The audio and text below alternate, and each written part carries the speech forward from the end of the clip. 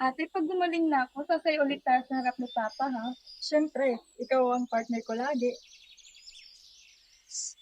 Kapatid talaga kayo. O ito, walang ulam, pero may pagmamahal. Sa mundong kulang sa pera pero puno ng pagmamahalan, sapat na ang tawanan para mabuhay. Hanggang dumating ang araw na tawa'y napalitan ng luha. Pa! Si Mila!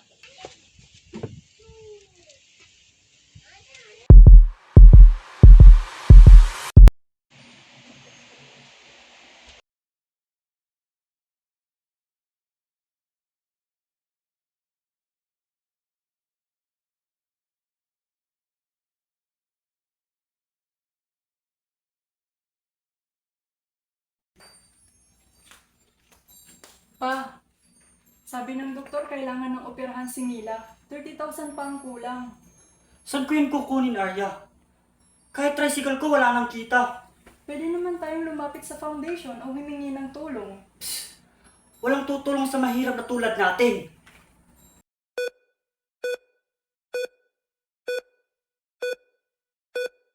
Sa pagitan ng takot at pag-asa, may mga pusong napipilitang pumili.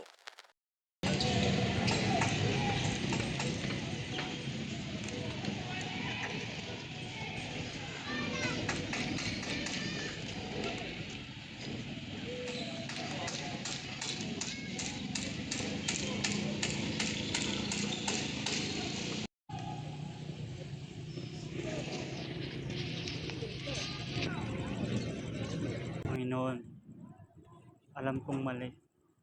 Pero si Mila,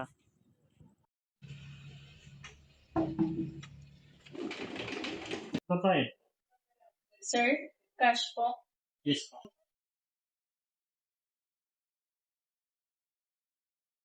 Pa, saan galing yan? Anak, isipin mo muna ng si Mila. Para dito sa kanya. Pero pa, hindi atin yan. Pero di rin natin ang sakit niya. Pero tayong naghihirap.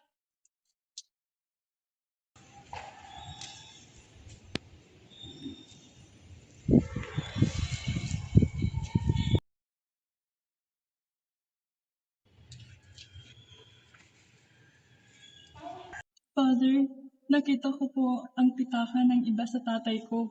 Ginamit niya po para sa gamot ni Mila. Mali po, di ba?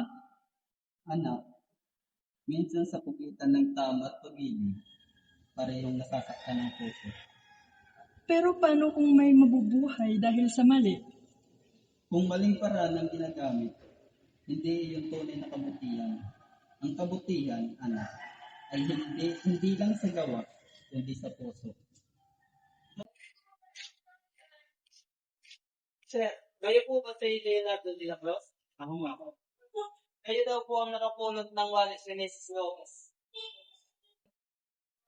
Sir, ma'am, totoo pong kami ang nakapupulot nun. Pero nagawa lang po namin yun dahil desperado na po kami. Masakit po yung kapatid ko at wala po kaming pera. Patkuharin niyo po kami. Alam mo, Iha, may anak din ako. Pero hindi ko siya naligtas noon dahil hindi ako pumunta. Nauunawaan ko kung bakit mo ginawa yun. Pero sa susunod na dumating ang ganitong sandali, piliin mo ang tama kahit mahirap. Ito tolong ko, hindi gantimpala, hindi pag-asa. Anong sinusulat mo? Liham pa, para kay Mrs. Gomez. Gusto ko lang magpasalamat dahil tinulungan niya tayo. Sama mo rin ako sa salamat, ay. Hindi ka man nasabi noon. Dahil sa taong yun, maniwala ulit ako sa tama. Ate, pwede ba ako maglagay ng thank you sa dulo para galing sa ating tatlo? Sige.